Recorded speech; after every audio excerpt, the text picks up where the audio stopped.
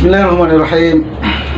Uhyikum bitahiyyatil Islam. Assalamualaikum minallah wa rahmatun min ladunhu wa barakatuh. Alhamdulillah wa syukurillah wa salatu wassalamu ala rasulillah. Saudara-saudara sekalian, pada video kali ini kita akan mencoba mengupas ayat-ayat tentang sholat, sehingga kita memberi judul untuk video ini mengapa harus sholat. Saudara-saudaraku sekalian, Nabi Ibrahim alaihissalam di dalam Quran surah Ibrahim ayat 37 berdoa kepada Allah, Rabbana inni askantu min zurriyyati biwadin ghairi zi zar'in inda baitikal muharram Rabbana liyuqimus shalah. Tuhan kami, sesungguhnya saya telah menempatkan min zurriyati, dari keturunanku yaitu Ismail, biwadin ghairi zi zar'in, di sebuah lembah yang tidak memiliki tumbuhan sedikit pun, inda baitikal muharram, di sisi Baitullah, Rabbana liyuqimus shalah, untuk melaksanakan sholat. Jadi saudara-saudara sekalian, kenapa harus sholat? Sejak dari Nabi Ibrahim alaihissalam, bahkan mengapa Nabi Ibrahim menempatkan anaknya Ismail dan istrinya Hajar di Mekah, di tempat yang tidak ada tumbuhan sedikit pun, itu adalah untuk liyuqimus shalah, untuk menegakkan sholat. Karena itu mengapa harus sholat? Saudara-saudara sekalian, manusia tidak pernah tahu bagaimana mengenyangkan atau memenuhi kebutuhan jiwa. Ya, Allah Subhanahu wa taala memberikan petunjuk Al-Qur'an untuk kebutuhan kita yang terlihat maupun kebutuhan kita sebagai jiwa. Jadi Allah memberikan petunjuk tentang kebutuhan materi maupun tentang kebutuhan tokoh. Karena itu sebagaimana video-video sebelumnya dijelaskan bahwa Rabbana la tuhammilna ma la taqata lana bi. Tuhan kami, janganlah Engkau memerintahkan kepada kami, memberikan perintah kepada kami, tugas kepada kami, sesuatu yang tidak ada tokoh di dalamnya. Jadi setiap perintah adalah tokoh, datang dari Allah Subhanahu wa taala. Karena itu mengapa harus sholat? Karena Allah Subhanahu wa taala mengetahui kebutuhan jiwa manusia itu, salah satunya adalah sholat. Jadi sholat adalah kebutuhan jiwa, agar jiwa itu tenang, agar jiwa itu bisa bahagia dan senang. Saudara-saudara sekalian, Allah Subhanahu wa taala mengatakan aqimis sholata li dzikri. A'udzubillahi minasyaitonir rajim. Aqimis sholata li dzikri. Innani anallahu la ilaha illa ana fa'budni wa aqimis sholata li dzikri. Dan tegakkanlah sholat li dzikri, untuk mengingatku. Jadi tujuan dari sholat adalah mengapa harus sholat adalah li dzikri, agar kita mengingat Allah. Apa yang dimaksud dengan agar kita mengingat Allah? Apa yang dimaksud dengan zikrullah? Saudara-saudara sekalian, Allah Subhanahu wa taala menyebutkan ala bi dzikrillahi tatmainnul qulub. Surah Ar-Ra'd ayat 28. Jadi dengan mengingat Allah, hati itu akan tenang. Jadi hati itu akan menjadikan hati menjadi tenang. Apa yang dimaksud dengan menjadikan hati tenang? Saudara-saudara sekalian, setiap kita akan menemui kematian, setiap kita akan menemui ajal. Orang-orang yang hatinya tenang, nanti pada saat ajalnya mau dijemput oleh Allah Subhanahu wa taala, oleh malaikat ya, dijemput oleh malaikat, akan dikatakan kepadanya, ya ayyatuhan nafsul mutmainnah irji'i ila rabbiki radiyatan mardiyah. Jadi wahai jiwa yang mutmainnah, wahai jiwa yang tenang, kembalilah kepada Tuhanmu radiyatan mardiyah, dalam keadaan ridha dan diridhoi. Jadi mengapa harus sholat? Jawabannya dalam Al-Quran adalah agar hati menjadi tenang, bahagia di saat nantinya akan dipanggil oleh malaikat untuk kembali kepada Allah. Jadi sholat demi sholat yang kita lakukan ini adalah untuk memenuhi kebutuhan jiwa kita, agar jiwa ini menjadi tenang, tentram, bahagia, sampai pada saat nantinya jiwa diambil oleh malaikat. Jadi ya ayyatuhan nafsul mutmainnah irji'i ila rabbiki radiyatan mardiyah. Jadi jiwa nanti ketika wafat akan dipanggil oleh malaikat, wahai jiwa yang tenang. Tenang karena apa? Karena bizikrillahi tatma'innul qulub. Ketahuilah bahwa berzikir, mengingat Allah Subhanahu wa taala, itu akan menenangkan hati. Jadi saudara-saudara sekalian, gambaran tentang ini Allah Subhanahu wa taala menggambarkan di dalam surah Al-Baqarah bagaimana yang disebut dengan hati yang tenang, hati yang bahagia, hati yang tentram dengan zikir. Allah menggambarkannya dalam Quran surah Al-Baqarah ayat 200. Fadhkurullaha kadzikrikum aba'akum au asyadda dzikra. Ingatlah Allah sebagaimana kalian mengingat bapak-bapak kalian, atau lebih daripada mengingat bapak kalian. Jadi saudara-saudara sekalian, bagaimana ayat ini bisa ada? Ini adalah untuk menjelaskan seperti apa yang disebut dengan mengingat Allah. Saudara-saudaraku, bagi Allah kita adalah seperti anak kecil. Bagi Allah kita lebih kecil dari seorang anak kecil. Ya, anak kecil itu fazkurullah, ingatlah Allah seperti anak kecil yang mengingat bapaknya. Jadi seperti anak kecil yang mengingat bapaknya. Saudara-saudara sekalian, anak kecil itu segalanya adalah bapak.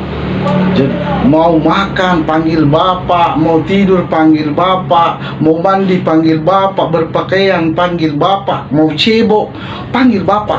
Jadi itu disebut dengan fazkurullaha kadzikrikum aba'akum.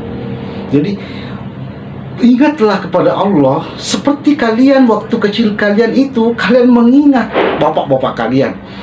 Jadi waktu kecil apapun adalah bapak, mau kemana panggil bapak, mau apapun semua panggil bapak. Jadi seperti itulah namanya berzikir kepada Allah, yakni segalanya kita panggil Allah Subhanahu wa taala. Apapun yang dihadapi dalam kehidupan ini, kita tanyakan kepada Allah Subhanahu wa taala. Itu yang disebut dengan fazkurullaha kadzikrukum aba'akum au asyadda dzikra. Bahkan Allah menghendaki lebih dari bapak, lebih dari seorang anak yang menyebut-nyebut bapaknya dalam segala keadaan. Jadi salat, saudara-saudara sekalian, salat itu adalah aqimis sholata li dzikri. Lakukanlah, laksanakanlah sholat agar kalian bisa mengingat Allah seperti anak mengingat bapaknya. Kadzikrikum aba'akum.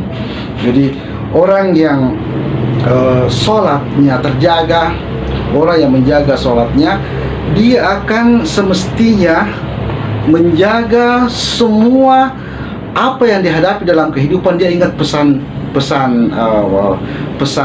Allah Subhanahu wa taala, karena seperti kadzikrikum aba'akum.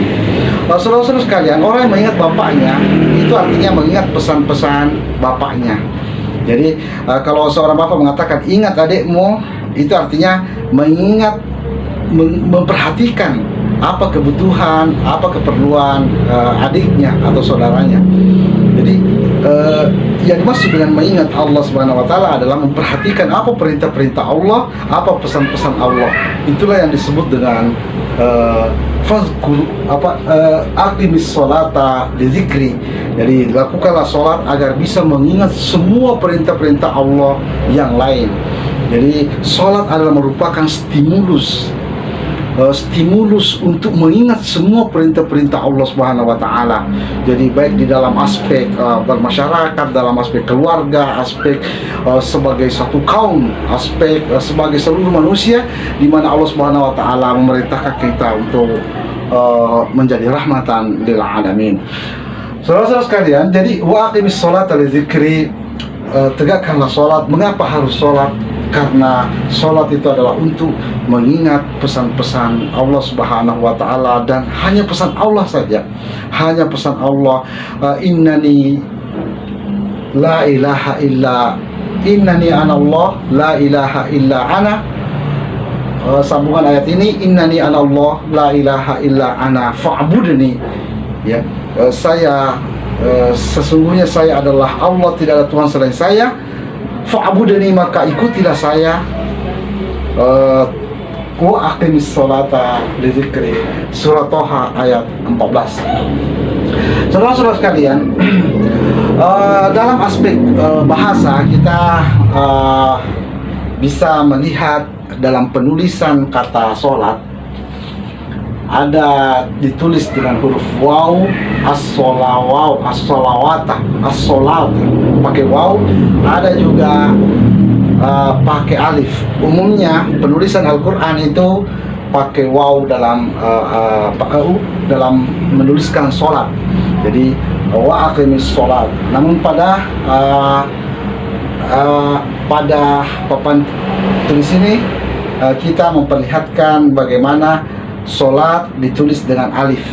Jadi ditulis dengan alif. Allah Subhanahu wa taala berfirman dalam Quran surah An-Nisa ayat 103, fa idza qadaitumus sholat dengan alif, fa idza qadaitumus sholat fadhkurullaha qiyaman wa qu'udan wa 'ala junubihim wa idza atma'nantum fa aqimus sholat pakai alif, innas sholata pakai alif, kanat 'alal mu'minina kitaban mauquta. Apa yang dimaksud dengan ayat ini? Fa idza qadaitumus shalat fazkurullaha qiyaman wa qu'udan wa 'ala junubihim fa idza atma'nantum faqimus shalah innas sholata kanat 'alal mu'minina kitaban mauquta. Apabila telah selesai sholat, idza qadaitumus shalah, apabila telah selesai sholat, fazkurullaha qiyaman wa qu'udan, maka ingatlah Allah dalam keadaan berdiri maupun duduk, wa ala junubihim atau dalam keadaan berbaring. Fa idza atma'nantum faqimus shalah. Jadi apabila kalian membutuhkan lagi ketenangan, ingin lebih tenang lagi, faqimus shalah, maka tegakkanlah salat. Innas sholata kanat 'alal mu'minina kitaban mauquta. Sesungguhnya salat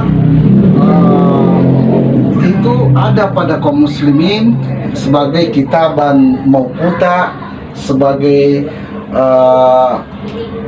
kewajiban yang memiliki konteks waktu. Saudara-saudaraku sekalian, apa yang dimaksud oleh ayat ini? Ayat ini mengatakan bahwa ada zikrullah, ada ingatan kepada Allah baik dalam keadaan berdiri, duduk maupun berbaring. Jadi sementara sholawat dalam keadaan waw ini dalam arti sholat yang dilaksanakan berdiri, ruku, sujud, dan bacaan-bacaan sholat. Jadi Allah Subhanahu wa taala membedakan penulisan salawat yang bermakna ibadah sholat dengan as-sholat, ya. Jadi apabila telah melakukan sholat, fazkurullaha qiyaman wa qu'udan wa 'ala junubihim. Jadi as-sholawat ini untuk mengingat Allah Subhanahu wa taala, as-sholat juga ini untuk mengingat Allah Subhanahu wa taala, tetapi tidak dalam rangka sebuah pelaksanaan ibadah. Jadi ada dua sholat, ada sholawat dalam tulisan waw dan ada sholat dalam tulisan alif. Jadi sholat dalam tulisan alif, Allah menggunakan penulisan alif, seolah-olah ini tentang sholat yang panjang, yang seterusnya. Jadi sementara huruf waw ini menggambarkan sholat yang dalam bentuk ibadah. Jadi ingatlah Allah dalam keadaan berdiri, duduk maupun dalam keadaan berbaring. Ya, Faiza atma'nantum, kalau membutuhkan lagi ketenangan, faqimus shalah, maka tegakkanlah sholat dalam ibadah. Inna sholata, karena sholat itu, tentang sholat itu adalah kitaban mauquta. Apa yang dimaksud dengan kitaban mauquta? Ada konteks waktu-waktu sholat, yakni semua ibadah memiliki waktu. Jadi ibadah bukan berhubungan dengan masa, ya, atau zaman. Ibadah tidak berhubungan dengan zaman, tapi ibadah berhubungan dengan waktu. Jadi maksudnya bukan berhubungan dengan perasaan. Ketika perasaan ingin tenang, kita sholat. Kita ingin tenang, kita membutuhkan ketenangan, maka kita sholat. Tidak, tetapi dia berhubungan dengan kapan waktu-waktu sholat, maka lakukanlah sholat. Itu disebut dengan kitaban mauquta. Faiza atma'nantum faaqimus shalah. Jadi sholat itu adalah merupakan stimulus, ya, stimulus dalam menenangkan al-qulub, ala bizikrillahi tatma'innul qulub. Jadi menenangkan jiwa yang ada di dalam dada kita. Akan tetapi ada dua cara menenangkannya, ada dua metode, yaitu metode sholat dalam arti sholawat, ya, yaitu sesuatu yang memiliki konteks waktu. Ada sholat dimulai dari maghrib, sholat isya, sholat subuh, sholat duhur, sholat asar. Itu disebut konteks waktu. Ini adalah sholat-sholat yang ditegakkan. Adapun tentang menenangkan jiwa dalam artian zikir, mengingat Allah, mengingat pesan-pesan Allah, seluruh perintah Allah, baik kita dalam keadaan berdiri, duduk maupun dalam keadaan berbaring, itu adalah dalam konteks as-sholat. Karena itu Allah Subhanahu wa taala menyebutkan hafizu 'alas sholawati, hafizu 'alas sholawati was sholatil wusta. Jagalah sholat itu, dan maksud adalah 5 sholat. Jadi kita sebutkan sholat itu 5 kali. Ini kitabam mauquta, ini ada waktu-waktu yang sudah ditentukan, yaitu waktu-waktu yang berhubungan dengan liduluki syamsi, berhubungan dengan pergantian sinar matahari. Jadi ketika matahari mulai tenggelam, mulai hari baru, maka di situ ada sholat, disebut dengan sholat maghrib. Jadi hari di dalam pandangan Islam itu adalah ketika terbenam matahari. Jadi itu menjadi awal hari, ya. Karena itulah bulan Ramadan dimulai pada saat maghrib. Jadi setelah maghrib kita sholat taraweh, setelah sholat taraweh baru besoknya berpuasa sebagai puasa pertama. Jadi taraweh lebih dahulu daripada puasa, karena hari dalam Islam itu dimulai oleh maghrib. Jadi waktu maghrib sholat, kemudian setelah waktu maghrib adalah waktu ghasiqin, di mana sinaran matahari itu remang-remang. Jadi Allah katakan min syarri ghasiqin. Jadi min syarri ghasiqin iza waqab. Jadi kita sholat pada saat ghasiqin. Kemudian isya adalah ketika waktu sudah gelap gulita. Allah katakan walaili iza saja, demi gelap apabila telah gulita, tidak ada lagi remang-remang, benar-benar gulita. Ini namanya waktu isya. Jadi ada perubahan waktu sinaran matahari. Jadi isya adalah sholat kedua ketika sinaran matahari betul-betul tidak ada lagi ke permukaan bumi, dan permukaan bumi gelap gulita. Allah sebutkan dengan saja, walaili idza saja, apabila gelap telah gulita, apabila malam telah gelap gulita, artinya telah salat isya. Jadi salat isya waktunya adalah ketika saja malam itu gelap gulita. Kemudian salat subuh, yaitu munculnya cahaya khaitul abyad. Jadi munculnya cahaya atau munculnya garis cahaya di ufuk timur yang menandakan itu fajar. Jadi karena ada sinaran matahari, garis sinaran matahari di ufuk timur terbitnya matahari, sehingga disebut dengan fajar, sehingga lahirlah sholat subuh. Jadi sholat subuh adalah sholat yang ketiga. Sholat subuh adalah sholat pertengahan. Kemudian sholat duhur itu adalah ketika sinaran matahari sedang terik-teriknya, jadi berada pada pertengahan di atas kepala, sedang terik-teriknya. Ini ada sebuah sinar yang sangat panas ya dari matahari. Ini disebut dengan sholat duhur. Dan ketika sinar itu melemah, ada sholat asar. Jadi sholat adalah kitaban mauquta, adalah konteks waktu dan berhubungan dengan peredaran matahari. Saudara-saudara sekalian, ini disebut hafizu ala salawati, jagalah sholat, jagalah mengingat Allah, peliharalah dalam mengingat Allah dalam 5 waktu liduluki syamsi, karena peredaran bulan matahari. Kemudian wassalatil wusta, apa yang dimaksud dengan salatil wusta? Salat wusta biasa diterjemahkan dengan salat pertengahan. Maksudnya adalah pertengahan antara salat dengan salat yang lain.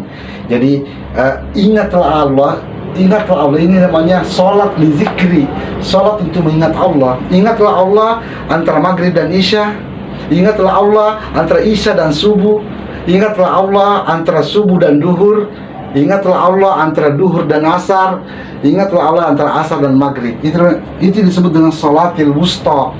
Jadi mengingat pesan-pesan Allah di waktu-waktu antar sholat. Jadi sholat itu disebut stimulus.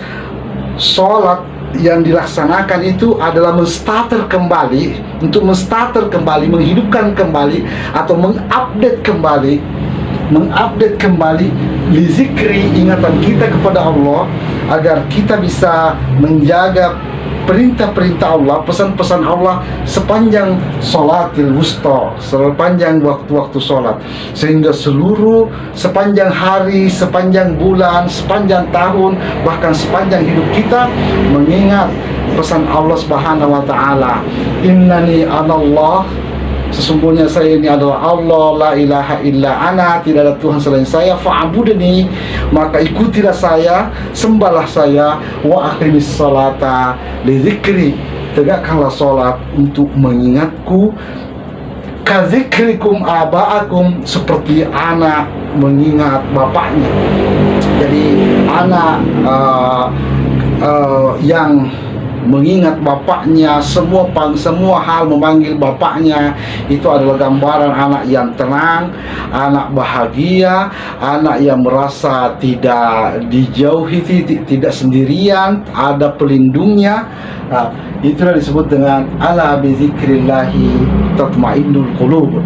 Mengingat Allah, menyebut Allah, itu akan menenangkan hati, seperti tenangnya seorang anak kecil yang selalu menyebut bapaknya dalam segala kondisi.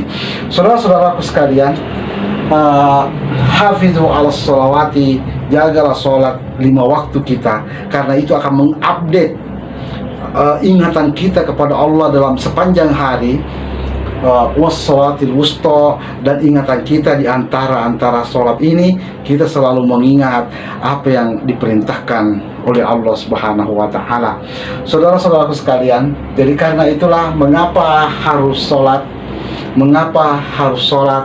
Karena sholat itu menstimulus agar kita mengingat terus kepada Allah Subhanahu wa taala sampai jiwa kita. Jadi ini adalah memberikan tokoh kepada jiwa kita, mengingat Allah Subhanahu wa taala, dan pada akhir hidup nantinya kita dipanggil Ya ayyatuhan nafsul mutmainnah, irji'i ila rabbiki radiyatan mardiyah. Hai jiwa yang tenang, tenang karena zikrullah, tenang karena sholat, tenang karena sholat 5 waktu dan sholat pertengahan mengingat pesan-pesan Allah. Irji'i ila rabbiki radiyatan mardiyah. Pulanglah kepada Tuhanmu dalam keadaan diridhoi dan ridho dan diridhoi. Saudara-saudara sekalian, ucapan ini adalah ucapan kasih sayang Allah Subhanahu wa taala, ucapan yang menggambarkan kebahagiaan, ketenangan, kedamaian. Tidak benar bahwa orang yang mati itu sakitnya mati. Apakah sakit mati ketika dipanggil oleh malaikat, ya ayyatuhan nafsul mutmainnah, irji'i ila rabbiki radiyatan mardiyah. Ucapan apa yang lebih lembut, lebih halus, lebih indah, lebih nyaman daripada panggilan ya ayyatuhan nafsul mutmainnah, irji'i ila rabbiki radiyatan mardiyah. Kullu syukran lakum wa sallallahu ala Muhammadin wassalamun ala mursalin walhamdulillahi rabbil alamin. Wassalamualaikum warahmatullahi wabarakatuh.